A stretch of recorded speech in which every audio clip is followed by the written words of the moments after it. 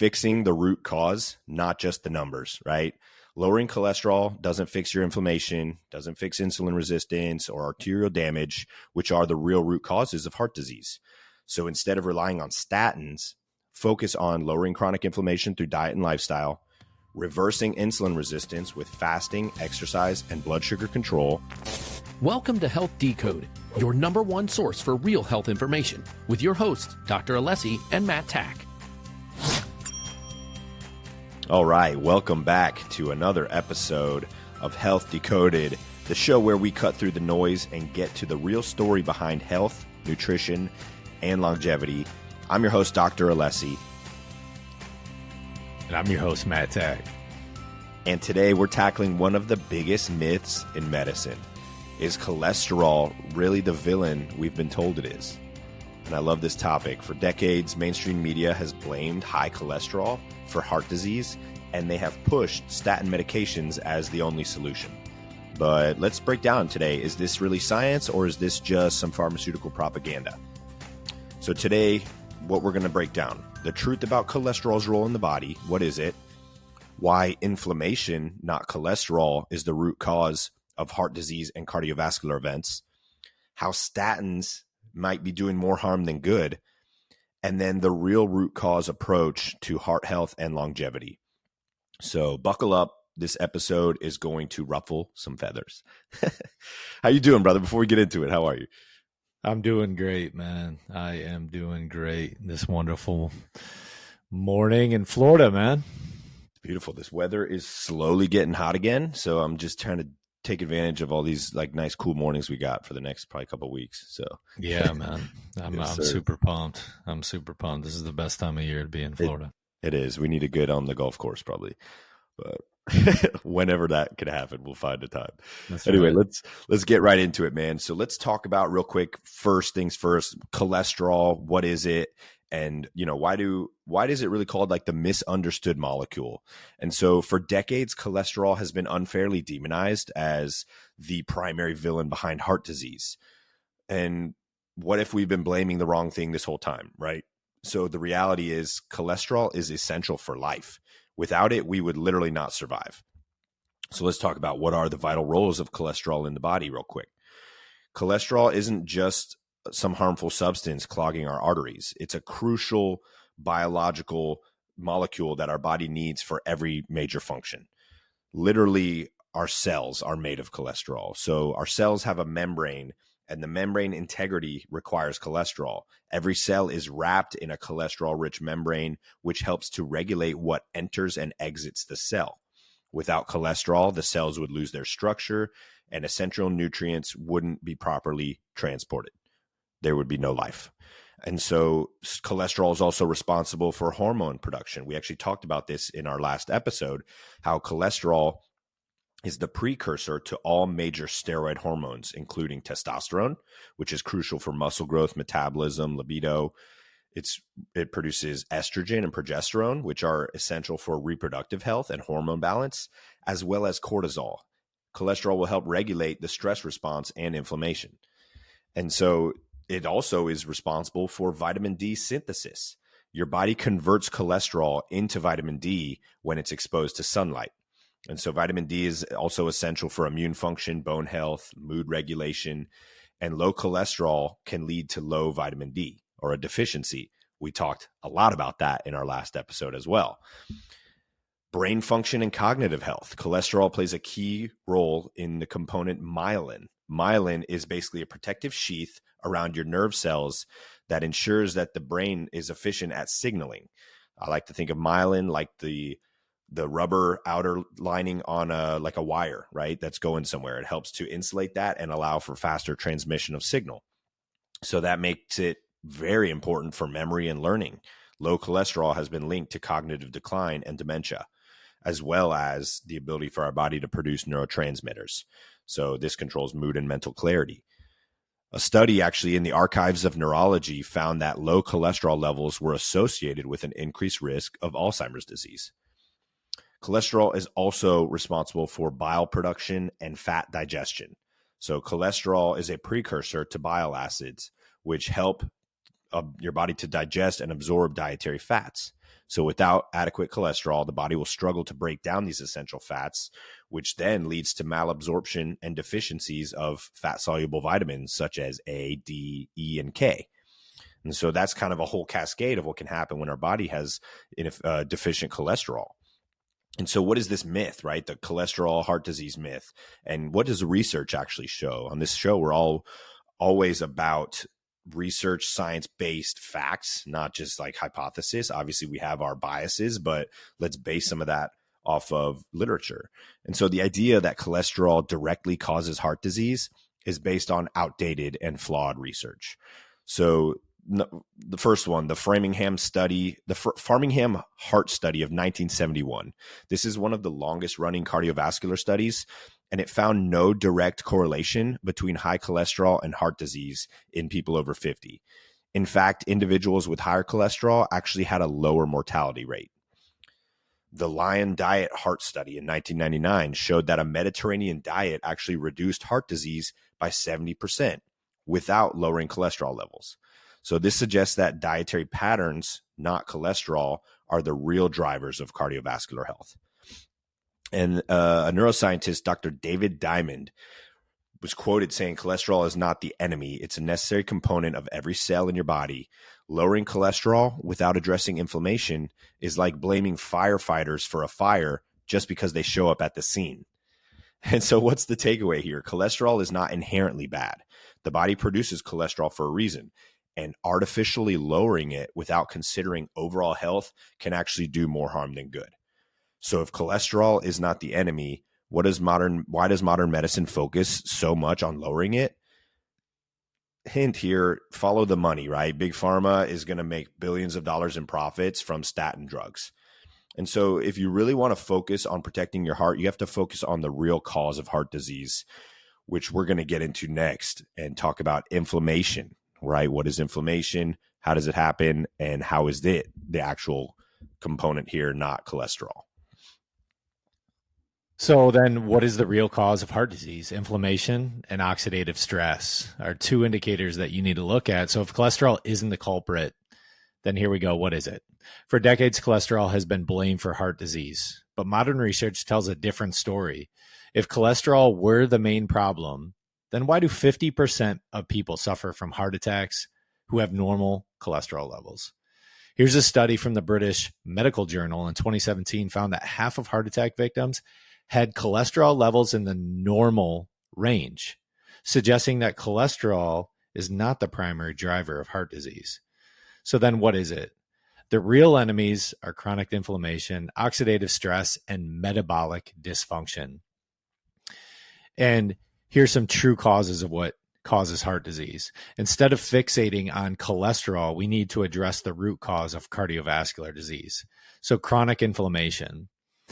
Inflammation damages the artery walls, causing the body to send cholesterol as a Band-Aid to repair the injury. Over time, the repeated damage and repair cycles to lead to plaque buildup and the narrowing of arteries. What causes it? Here we go. Poor diet, high sugar intake, smoking, stress, and toxins. Dr. Mark Houston, an MD, he's a cardiovascular expert, says this: the primary cause of heart disease is not high cholesterol. It's chronic inflammation, insulin resistance, and oxidative stress. Lowering cholesterol without addressing these factors is like fixing a leaky roof with duct tape. So insulin resistance and high blood sugar, when blood sugar remains elevated due to poor diet, it triggers inflammation and arterial stiffening, increasing heart disease risk. This is why diabetics are 2 to 4 times more likely to develop cardiovascular disease. Here's a study by Diabetes Care in 2019 found that people with insulin resistance had a higher risk of heart attacks than those with high LDL, the silent death killer, cholesterol, right? So oxidative LDL, this is a big trigger. The real villain. LDL cholesterol itself is not harmful. It becomes dangerous when it becomes oxidized, inflammation, and free radicals reign the body. Think of LDL like a car. If it's parked safely, no problem. But if it gets rusted out, oxidized, it causes damage wherever it goes. Here's a study from the Journal of American College of Cardiology found that individuals with high levels of oxidized LDL, that rusty LDL, were 4 times more likely to suffer from a heart attack, regardless of their total cholesterol levels. This is why we preach resistance training and meditation. These are ways to reduce oxidative levels, right? So here's a key takeaway. Cholesterol is not the enemy. It's a symptom. Cholesterol is like a firefighter that arrives at the scene of a burning house. As Dr. Alessi aforementioned, blaming cholesterol for heart disease is like blaming firefighters for fires. Instead of lowering cholesterol, we need to fix the root issue here. Chronic inflammation, insulin resistance, and oxidative stress are the 3 indicators that are going to increase those cholesterol levels. Now let's explore how to truly protect your heart without relying on statins. But real quick, a word from our sponsors. This episode of Health Decoded is brought to you by Authentic Nutrition, the brand redefining what it means to fuel your body the right way. At Authentic Nutrition, they believe that what you put into your body matters. That's why every single product is crafted with clean, premium ingredients and dosed with maximum efficacy to ensure you're not just meeting your health goals, you're exceeding them. No fillers, no shortcuts, no gimmicks. Whether it's their advanced supplements for energy, recovery, or gut health, you can trust that what's on the label is exactly what's in the bottle. Authentic Nutrition delivers science-backed formulations that work as hard as you do. If you're tired of products that promise the world but don't deliver, it's time to make the switch to Authentic Nutrition. Elevate your health with transparency, quality, and results you can feel. Check them out today at AuthenticNutrition.com and use promo code Alessi15 to get 15% off. That's THENTIC Nutrition.com, promo code ALESSI15 to save 15% and take the first step toward real, lasting health. Authentic Nutrition. Fuel your best self. Now back to the episode. Welcome back. So are statins really preventing heart disease? Statins are the #1 prescribed drug in the world, with millions of people taking them daily to lower cholesterol. But the real question is, do they actually prevent heart disease? Here's a study from the British Medical Journal in 2015 found that statins only reduce the absolute risk of a heart attack by 1% in healthy individuals, despite significantly lowering cholesterol levels. So if they barely move the needle on heart disease prevention, why are they so heavily prescribed by doctors? The problem with statins are ineffective at lowering cholesterol, just as we discussed, but not the root cause of heart disease. More concerning is the fact that statins come with significant side effects, many of which are often downplayed. So here's a quote from a cardiologist stating statins lower cholesterol, but they don't address the root cause of their heart disease. Meanwhile, they come with significant side effects that often go ignored. So here's some of the statin side effects that we see in standard American medicine, right? Muscle pain and weakness. Statins deplete your CoQ10, a critical enzyme for muscle and mitochondria production. And many patients experience muscle aches, fatigues, and even muscle breakdown. Increased risk of diabetes. Statins worsen insulin resistance, raising blood sugar levels and leading to type 2 diabetes. One of our favorite sources, JAMA, in 2013 found that postmenopausal women on the statins had a 48% increased risk of developing diabetes. Here's another one, brain fog and memory loss. Cholesterol is essential for brain functions, and statins lower it indiscriminately. And here's another study from Frontiers and Agings of Neuroscience in 2018 showed that older adults on statins had a higher incidence of cognitive decline and memory issues. Another one, hormone imbalances and low test. Something we're extremely big on, but cholesterol is the precursor for all steroid hormones, including testosterone, estrogen, and cortisol. So an expert review of clinical pharmacology in 2018 found that statins can significantly lower testosterone levels in men, which we're seeing as a rapid pace over the last 20 years. And statins treat a symptom, but not the root cause. Lowering a cholesterol does not fix chronic inflammation, insulin resistance, and oxidative stress, the real drivers of heart disease. Instead of focusing solely on cholesterol, we need to address the root cause through, and here are the 4 measures. Number 1, anti-inflammatory diets. Are you getting more like a Mediterranean diet with a proper balance of proteins and carbohydrates and a good amount of fats? Balancing blood sugar and insulin sensitivity. Are you promoting resistance training in your day-to-day, getting yourself out of breath to reduce your oxidative stress loads? Supporting mitochondrial production. How do you do that, right? And that's through the process of movement. So you need to move more. You need to walk. Insulin resistance is done through resistance type training. And managing stress and lifestyle factors. What are you putting in your day-to-day? And we have a 6-week challenge coming up that you can be part of. I'm going to plug that in because these are great ways that you can start implementing all 4 of these factors over a 6-week period that are absolutely going to change your life.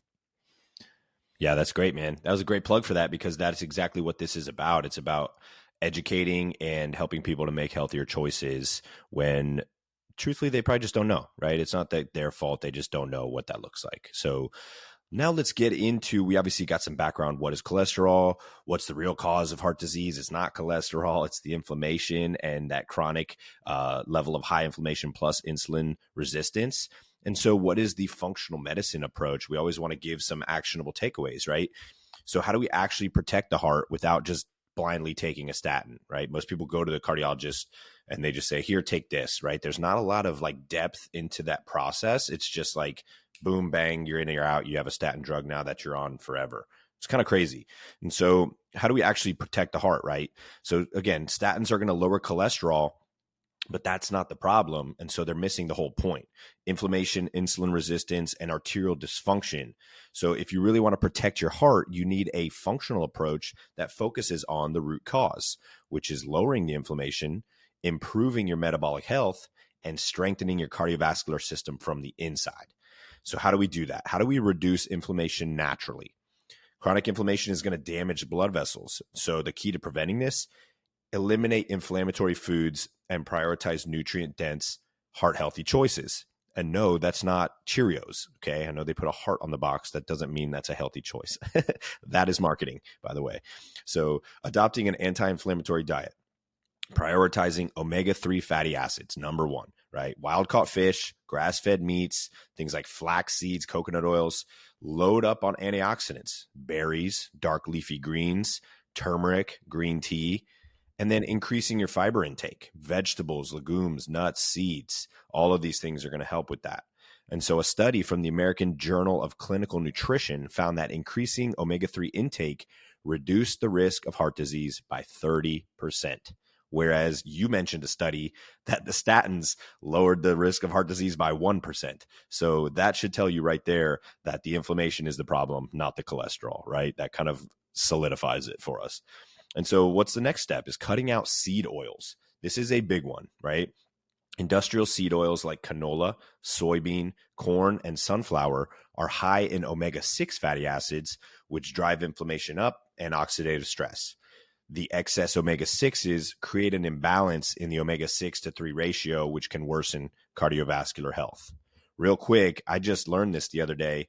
Canola oil was created as an engine lubricant during the Cold War. They used this to quickly manufacture missiles, weapons, and stuff like that. It was a lubricant. And then after the war ended, they had so much of this stuff on deck. They were like, how do we get rid of this? Oh, let's just repurpose this as cooking oil for people to eat. And so it was kind of a crazy little documentary I watched, but that kind of shook me. I don't buy anything with canola oil anyway, but now I'm even more vigilant about that. So next, how do we optimize the omega-3 intake? So we want to aim for a 1-to-1, or in my opinion, 2 or 3-to-1 of omega-3 to omega-6. The average American ratio currently is 20-to-1, right? So we're eating so much more omega-6 than 3. So prioritizing wild-caught fatty fish, pasture-raised eggs is a great one, and then grass-fed meats. Now, on top of that, this is something we discussed in the last episode. Sometimes that's not going to be enough for us with the way that the American food system is. So this is where we recommend an omega-3 supplement that has both EPA and DHA, right? Those are the two different types of the omega-3s that we want. So what's the next step? Addressing insulin resistance, which is a huge, huge thing. Insulin resistance is one of the biggest drivers of heart disease, but it gets ignored in conventional medicine. High insulin is going to trigger inflammation, it's going to stiffen the arteries, and it's going to promote fat storage around the organs, all of which increase cardiovascular risk.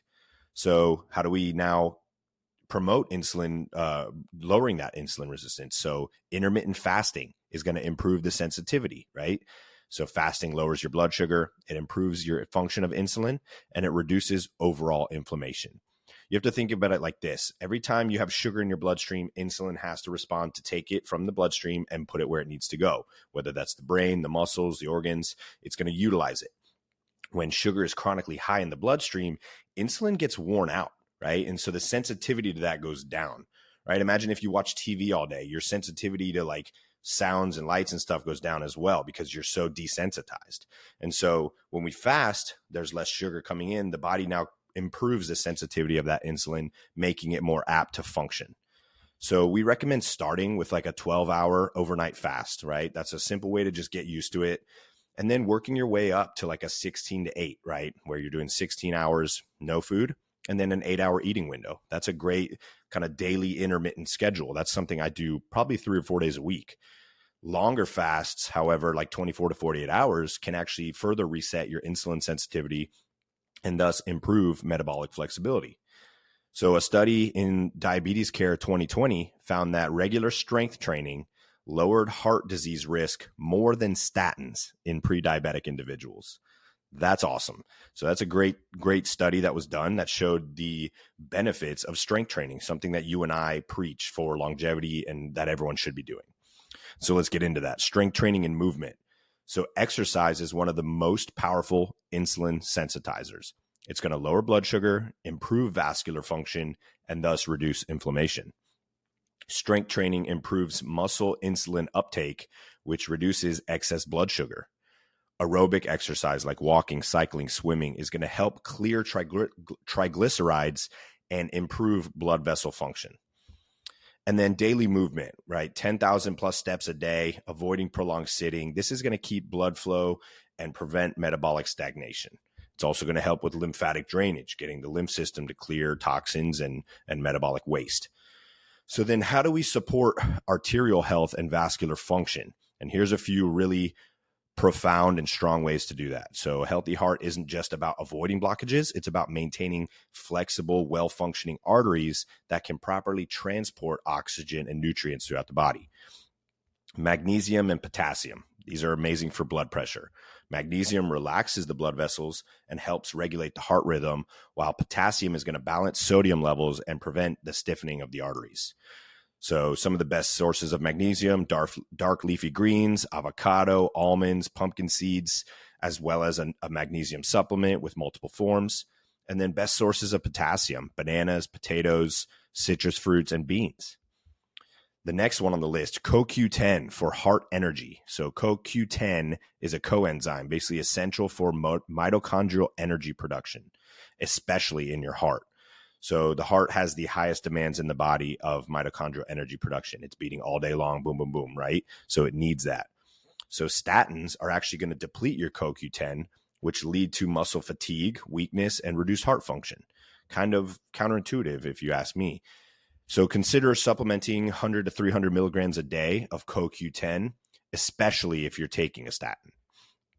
And then the next one is vitamin K2 for artery protection. We discussed this vitamin in the last episode as well, and how it's important to bind with vitamin D3 for optimal absorption. So vitamin K2 directs calcium into the bones and the teeth where it's supposed to be, and away from the blood and the arteries where it can cause the calcification and stiffness. And so a study in the European Journal of Nutrition 2019 found that vitamin K2 supplementation reduced arterial stiffness by 50%, significantly improving heart health. So some of the best sources of K2, grass-fed dairy like butter and cheeses, opting for grass-fed, of course, natto, which is basically fermented soybeans, pasture-raised eggs, beef liver, or a bioavailable supplement, of course. So what's the key takeaway here? As always with functional medicine, fixing the root cause, not just the numbers, right? Lowering cholesterol doesn't fix your inflammation, doesn't fix insulin resistance or arterial damage, which are the real root causes of heart disease. So instead of relying on statins, focus on lowering chronic inflammation through diet and lifestyle, reversing insulin resistance with fasting, exercise, and blood sugar control, and then support your arterial health with essential nutrients like magnesium, CoQ10, and K2. So by addressing the root causes, you're not just reducing risk factors, you're building long-term health which will then last a lifetime. And so in closing, is cholesterol the real enemy? No. Are statins the best way to prevent heart disease? Probably not. And what's the real solution? Addressing inflammation, insulin resistance, and oxidative stress through diet and lifestyle. So if you've been told that you need a statin, don't just take this as gospel. Get to the root cause of your heart health. Obviously, if there are levels that are way out of control, you can use it short term and then get back to a state of balance. But at Alessi Functional Health, we're always going to take a functional medicine approach to cardiovascular wellness instead of just slapping a prescription on the problem. We're going to test for inflammation markers, insulin resistance, and nutrient deficiencies. So if you're interested, schedule a consultation. Let's create a personalized plan for lifelong heart health. And listeners of the Health Decoded podcast who are on our newsletter can get exclusive discounts and price reductions on all supplements and blood work. And as always, if you found value in today's show, like, subscribe, and share this episode with someone who needs to hear it and want to get in touch with us or be featured on an episode. Email us questions at ask@alessifxhealth.com. And then you can go over to alessifxhealth.com to sign up for our newsletter and check out our resources page to learn more about our approach to nutrition and cutting-edge therapies. We want to thank you for tuning in to today's episode of Health Decoded, where we break down the science, bust the myths, and help you take control of your health naturally. Until next time, as always, stay curious, stay empowered, and remember, your health is in your hands. Thank you for tuning in to Health Decoded, where we break down the truth about all things health and empower you to take charge of your well-being.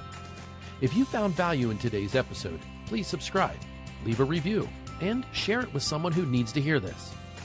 For more resources and personalized support, visit us at alessifunctionalhealth.com and sign up for our newsletter. To hear your questions answered live on the show, send them to ask@alessifxhealth.com. That's ask@alessifxhealth.com.